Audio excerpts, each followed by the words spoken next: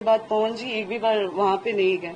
लोगों की उम्मीद, जो 2,75,000 लोगों ने उनको वोट दिया था, उन लोगों की भी इमोशंस के साथ खिलवाड़ हुआ। और आप मुझे ब्लेम किया जा रहा है कि आप राजनीति के लिए ये सब कर रही हैं।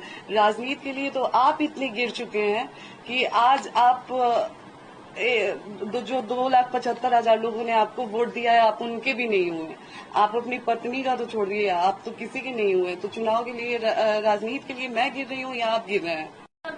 जी बिल्कुल, मैं जहाँ पे बैठी हूँ वहाँ पे मैंने काराकाट के लिए ही मांग की है, क्योंकि लोकसभा चुनाव में पवन जी जब लोकसभा चुनाव लड़े थे, उसके बाद पवन जी एक भी बार वहाँ पे नहीं गए। लोगों की उम्मीद, जो 2,75,000 लोगों ने उनको वोट दिया था, उन लोगों की भी इमोशंस के साथ खिलवाड़ हुआ। और आप मुझे ब्लेम किया जा रहा है कि आप राजनीति के लिए ये सब कर रही हैं।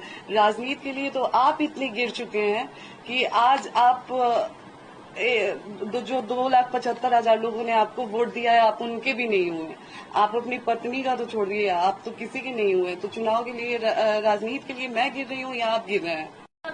जी बिल्कुल, मैं जहाँ पे बैठी हूँ वहाँ पे मैंने काराकाट के लिए ही मांग की है, क्योंकि लोकसभा चुनाव में पवन जी जब लोकसभा चुनाव लड़े थे, उसके बाद पवन जी एक भी बार वहाँ पे नहीं गए। लोगों की उम्मीद, जो 2,75,000 लोगों ने उनको वोट दिया था, उन लोगों की भी इमोशंस के साथ खिलवाड़ हुआ।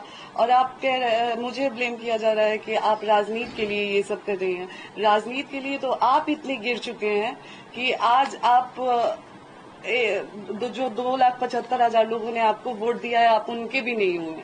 आप अपनी पत्नी का तो छोड़िए, आप तो किसी के नहीं हुए। तो चुनाव के लिए, राजनीति के लिए मैं गिर रही हूँ या आप गिर रहे हैं? जी बिल्कुल, मैं जहाँ पे बैठी हूँ वहाँ पे मैंने काराकाट के लिए